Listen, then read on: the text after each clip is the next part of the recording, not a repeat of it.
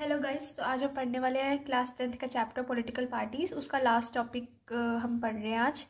ठीक है, तो इस टॉपिक में हम पढ़ेंगे challenges faced by political parties.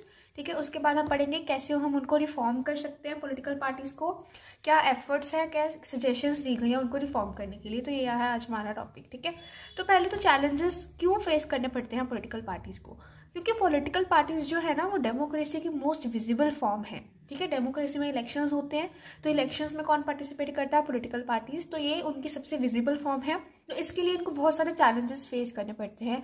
Dissatisfaction रहती है लोगों को इनसे। ठीक है, क्रिटिसिज्म फेस करना पड़ता है। तो मेजरली इनको 4 चैलेंजेस जो हैं वो फेस करने पड़ते हैं, वो हम पढ़ेंगे। ठीक है, फर्स्ट चैलेंज है lack of internal democracy. Internal मतलब पार्टी के अंदर जो है डेमोक्रेसी नहीं होती। तो पार्टी के अंदर डेमोक्रेसी ना होने का मतलब कि डेमोक्रेसी मतलब सबको इक्वल रिप्रेजेंटेशन मिलनी चाहिए। ठीक है, सबको अपना कैसे सबको इतनी पावर है कि वो अपने आप को ओपनली एक्सप्रेस कर सकें, अपने आप को ओपनली रिप्रेजेंट कर सकें। ठीक है, तो पॉलिटिकल पार्टीज में इंटरनली डेमोक्रेसी नहीं है, मतलब पॉलिटिकल पार्टीज के बीच में डेमोक्रेसी नहीं है। तो कैसे? देखो, जो कॉन्सेंट्रेशन है पावर की that is in the top hands, मतलब जो पार्टी के टॉप लीडर्स होते हैं उनको ही ज़्यादा कॉन्सेंट्रेशन ऑफ पावर, उनके हाथ में ज़्यादा पावर रहती है। ठीक है, तो वो क्या करते हैं, वो अपनी मोनोपोली बनाने के लिए कोई भी रजिस्टर मेंटेन नहीं करते हैं, रिकॉर्ड्स नहीं रखते, इन्फॉर्मेशन नहीं रखते, मतलब जो भी पार्टी की जो भी डिफरेंट रिकॉर्ड्स हैं उनको संभालते नहीं हैं। ठीक है, तो जो डिसीजंस होते हैं, मेजर डिसीजंस होते हैं, वो ग्रेटर लीडर्स ही लेते हैं। जो छोटे लीडर्स या यू कैन से जो लोअर लेवल के लीडर्स होते हैं हायरार्की में, उनको मौका नहीं मिलता है। ठीक है, smaller leaders difference to continue, मतलब जो स्मॉल लीडर्स होते हैं वो अपने डिफरेंसेस को अभी उनसे अलग होना शुरू हो जाते हैं, मतलब उनको लगता है कि हमें ग्रेटर रिप्रेजेंटेशन नहीं मिल पा रही है पार्टी के अंदर। ठीक है, तो डायनास्टिक सक्सेशन मतलब डायनास्टिक मतलब फैमिली डायनेस्टी। ठीक है, सक्सेशन मतलब जो उसको आगे आगे लेके जाता है। तो डायनास्टिक सक्सेशन मतलब कि जो पार्टी के अंदर जो फैमिली के मेंबर्स होते हैं वही आगे कंटिन्यू करते रहते हैं। जैसे अब कांग्रेस में एग्जांपल लेके देख लो। ठीक है, पहले जवाहरलाल नेहरू थे, फिर इंदिरा गांधी आई, फिर आगे सोनिया गांधी, राहुल गांधी, प्रियंका गांधी। तो ये चलता रहता है कि डायनास्टिक सक्सेशन होती रहती है। ठीक है, कोई भी ओपन ट्रांसपेरेंट प्रोसीजर्स नहीं है। ट्रांसपेरेंट मतलब जो लोगों को साफ साफ दिखे कि क्या क्या चल रहा है पार्टी में, नहीं, वो छुपा के करते हैं जो कुछ करते हैं और हमारे सामने कुछ अलग फेस दिखाते हैं। ठीक है, then lower people can't rise on the top, मतलब जो फिर से वही पॉइंट कि जो छोटे ऑफिशियल्स हैं पार्टी में वो ऊपर पावर पे नहीं आ पाते। ये अनफेयर है दूसरों के लिए। ठीक है, जो फैमिली के मेंबर्स हैं वही राइज करते हैं, उन्हीं को पावर मिली जाती है जब बाकी के टॉप लीडर्स जो है वो रिजाइन करते हैं। ठीक है, ये है बैड फॉर डेमोक्रेसी। तो डेमोक्रेसी के लिए ये अच्छी पॉइंट नहीं है। डेमोक्रेसी में सबको एक मौका मिलना चाहिए, लेकिन ऐसा कुछ नहीं है, फैमिली मेंबर्स को ही ज़्यादा इंपॉर्टेंस मिली जाती है। ठीक है, तो ये ओवर द वर्ल्ड ये प्रॉब्लम देखी जा रही है बहुत सारी ओल्डर डेमोक्रेसीज में भी। ठीक है, ये प्रॉब्लम है पॉलिटिकल पार्टीज की। थर्ड है role of money and muscle. Money की यूज़ करते हैं, मसल मतलब वो अपनी पावर, अपनी पोजीशन का यूज़ करते हैं। ठीक है, तो वो क्या करते हैं, जो बड़े बड़े लोग होते हैं, रिच कंपनीज हो सकती हैं, रिच इंडिविजुअल्स भी हो सकते हैं, वो अपने पावर लगा के इलेक्शंस को सिर्फ जीतना चाहते हैं। ठीक है, एक तरह का सत्ता लगा के कि हमें इलेक्शंस जीतने हैं, एक शॉर्टकट अपना देते हैं अपने पैसे, अपने क्रिमिनल रिकॉर्ड्स वगैरह के साथ, मसल मतलब अपनी पोजीशन का यूज़ करके। ठीक है, कैंडिडेट्स उनको रखते हैं जो कि पैसे रेज कर सके, मतलब हु कैन रेज मनी, वो जो पैसे दे के उनको जिता सके। ठीक है, इन्फ्लुएंस किनका है? रिच पीपल और कंपनीज का। ठीक है, ये है हमारा थर्ड चैलेंज जो कि पॉलिटिकल पार्टीज फेस कर रही हैं। ठीक है, तो ये democracies all over the world are worried about the increasing role of rich companies. ठीक है, रिच कंपनीज और रिच पीपल का रोल पॉलिटिकल पार्टीज में देखने को मिल रहा है। फोर्थ है नो मीनिंगफुल चॉइस। ये भी बहुत इंपॉर्टेंट है, मतलब क्योंकि अभी इतनी सारी पार्टीज हैं, इतने सारे जो लोग हैं वो पार्टीज में जीतने के लिए इतने सारे पॉलिसीज वगैरह बनाते हैं, तो वोटर्स को जो है ना कोई भी मीनिंगफुल चॉइस नहीं मिल पाती है। No significant difference for voters, मतलब सबको वोटर्स को लगता है कि सब पॉलिटिकल पार्टीज सेम ही है, सभी की आइडियोलॉजी कहीं ना कहीं सेम ही होती है। ठीक है, नो आइडियोलॉजिकल डिफरेंस। आइडियोलॉजिकल मतलब जो भी उनके पॉलिसीज प्रोग्राम्स हैं, उनकी आइडिया क्या है, वो ऑलमोस्ट सेम ही होते हैं। यहाँ पे एग्जाम्पल दी गई है लेबर पार्टी और कंजर्वेटिव पार्टी ब्रिटेन की, इंग्लैंड में, तो वो क्या करते हैं, they agree on the fundamental aspects but differ only in details on how policies are to be framed and implemented.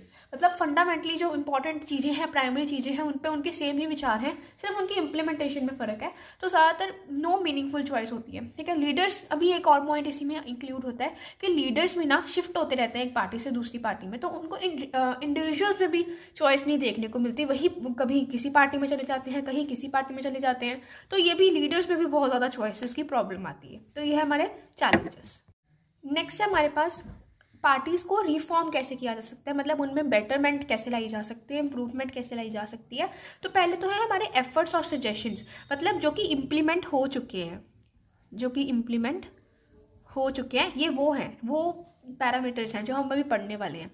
पहले तो है डिफेक्शन। डिफेक्शन का मतलब क्या होता है? डिफेक्शन मतलब जो भी कोई इलेक्टेड एमपी या एमएलए, मतलब जो सीट जीत चुका है, वो जीतने के बाद अगर अपनी पार्टी चेंज करे तो उसको डिफेक्शन बोलते हैं, ठीक है। जो बहुत सारे मेंबर्स हैं पॉलिटिकल पार्टीज़ के, वो करते हैं, ठीक है। जीतने के बाद वो सीट किसी और को मिल जाती है, वो कहीं और पार्टी में चले जाते हैं, तो वो पॉलिटिकल पार्टी जीत जाती है, ठीक है। तो इसमें क्या है, सुप्रीम कोर्ट ने ऑर्डर दिया है, कॉन्स्टिट्यूशन ने, कि आपको एमपीज एमएलए को प्रिवेंट करना है वो अपनी पार्टीज ना चेंज करें, ठीक है।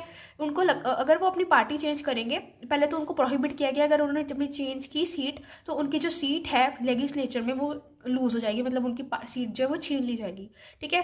तो अभी एमएलएज और एमपीज को सिर्फ वही एक्सेप्ट करना पड़ेगा जो कि पार्टीज डिसाइड करेंगे, वो डिफेक्शन नहीं कर सकते, ठीक है। डिफेक्शन का मतलब आपको क्लियर हो गया कि डिफेक्शन मतलब अपनी पार्टी को चेंज करना जीतने के बाद, ठीक है, ये होता है डिफेक्शन। तो ये इन्होंने एफर्ट की है कि ये खत्म हो जाए। सेकेंड है reduce the influence of money. तो सुप्रीम कोर्ट ने क्या किया है, एफिडेविट पब्लिश करने के लिए बोला है। एफिडेविट क्या होता है, एक तरह की इसमें ना कसम खाई जाती है, ठीक है, कि हमने ये जो लिखा है सब कुछ ट्रू है।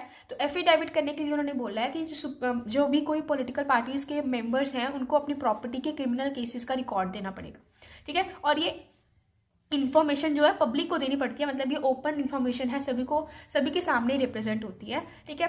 बट यहाँ पे एक लिमिटेशन है कि कोई भी प्रूफ नहीं है, कोई भी हमारे पास डिटेल नहीं है कि जो वो इन्फॉर्मेशन देते हैं वो ट्रू है, ऑथेंटिक है, मतलब कि वो सच में है या सिर्फ बनाई गई है। तो ये इसका एक लिमिटेशन है, लेकिन फिर भी सुप्रीम कोर्ट ने एक तरह का मेजर लिया है ताकि इन्फ्लुएंस, जो मनी का इन्फ्लुएंस है वो कम हो पाए।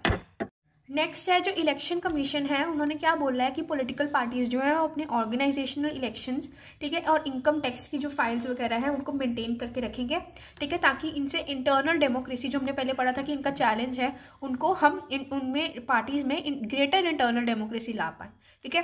लेकिन जो पॉलिटिकल पार्टीज के लीडर्स हैं वो इसको एक तरह की मियर फॉर्मेलिटी देखते हैं, इसको ज़्यादा मतलब अच्छे से फॉलो नहीं किया जाता लोगों के द्वारा, बट लेकिन ये एक तरह की एफर्ट्स हैं जो कि हमारे different government, election commission, supreme court करते हैं ताकि पार्टीज जो है वो रिफॉर्म हो पाए। तो ठीक है, नेक्स्ट जो है वो सजेशंस हैं, मतलब ये इम्प्लीमेंट नहीं हुए हैं लेकिन ये सजेशंस हैं कि क्या क्या हो सकता है। तो पहले है रेगुलेट इंटरनल अफेयर्स, मतलब जो उनके भी कोई भी पार्टी के अंदर जो चीज़ें हो रही है उनको रेगुलेट करना है, रजिस्टर्स मेंटेन करने हैं, जो कॉन्स्टिट्यूशन है ये फॉलो, कॉन्स्टिट्यूशन मतलब जो पार्टीज़ का भी अपना अपना कॉन्स्टिट्यूशन होता है, मतलब पार्टीज़ के भी अपने अपने रूल्स होते हैं। ये इंडियन कॉन्स्टिट्यूशन की बात नहीं हो रही है, जो पार्टीज़ के कॉन्स्टिट्यूशन हैं उनके जो रूल्स हैं उनको भी फॉलो करना है पार्टी लीडर्स ही, ठीक है। इंडिपेंडेंट अथॉरिटी, मतलब सभी को इंडिपेंडेंस हो कि कोई भी आके अपनी अथॉरिटी जो है बना सकता है, सिर्फ टॉप लेवल के लीडर्स ही नहीं, ठीक है। ओपन इलेक्शंस हो हाई पोस्ट के लिए, ठीक है, सिर्फ फैमिली मेंबर्स या बड़े लीडर्स ही ना कर पाए, सबको मौका मिले, ठीक है। नेक्स्ट है वुमेन की रिप्रेजेंटेशन, 1/3 टिकट्स जो है वो वुमेन के लिए रिजर्व की जाए, ठीक है। कोटा दिया जाए वुमेन को डिसीजन मेकिंग में, मतलब वुमेन को डिसीजन मेकिंग में मौका नहीं मिलता है तो उनको कोटा लगाया जाए कि ये इतना कोटा का काम वो डिसीजन के लिए वुमेन करेगी, ठीक है। स्टेट फंडिंग मतलब गवर्नमेंट पैसे दे पॉलिटिकल पार्टीज को रिफॉर्म करने के लिए। गवर्नमेंट क्या कर सकती है, मनी दे सकती है या काइंड दे सकती है। काइंड मतलब चीज़ें, जैसे कि होता है पेट्रोल, पेपर, टेलीफोन वगैरह, ये चीज़ें गवर्नमेंट प्रोवाइड करे, ठीक है, या सब जो पार्टीज खड़ी हैं उनको दे, या फिर on the basis of votes in the last election, मतलब कितने वोट्स किसको मिले उतने हिसाब से गवर्नमेंट जो है वो फंडिंग करे, ठीक है। और लास्ट में कुछ मतलब अदर 2 वेज हैं, मतलब ये वेज हैं एक तरीके से, मतलब ये भी सजेशंस ही हैं, लेकिन ये कुछ इनके अलावा कोई सजेशंस हैं, जैसे कि मतलब कि प्रेशर पीपल जो है, लोग हैं, क्योंकि लोगों के लिए ही डेमोक्रेसी है, लोगों के लिए पॉलिटिकल पार्टीज़ हैं, वो प्रेशर बनाए पॉलिटिकल पार्टीज़ पे ताकि पॉलिटिकल पार्टीज़ जो है वो अच्छे से काम करें। पेटिशंस ला सकते हैं, गिटेशंस ला सकते हैं, पब्लिसिटी कर सकते हैं लोग। पेटिशंस मतलब जैसे कि कोर्ट में कोई भी कुछ मतलब पेश कर सकते हैं, ठीक है। तो वो लोगों को प्रेशर डालना चाहिए पॉलिटिकल पार्टीज़ पे ताकि वो अच्छे से अपना काम डेमोक्रेसी में रहते रहते काम करें। सेकंड है कि political parties should be joined by the reformers, मतलब जो चाहते हैं कि पॉलिटिकल पार्टीज चेंज हो, अच्छे से काम करें, वो खुद पॉलिटिकल पार्टीज का हिस्सा बने ताकि वो खुद उसके अंदर रह के ही अच्छे से काम कर पाएँ। पब्लिक पार्टिसिपेशन हो, क्योंकि जब लोग किसी चीज़ में चेंज चाहते हैं और खुद उस चीज़ का पार्ट बनते हैं तो बेटर चेंज आ सकता है, ठीक है। तो इसी से हमारा चैप्टर जो है पॉलिटिकल पार्टीज वो खत्म होता है। Thank you, have a nice.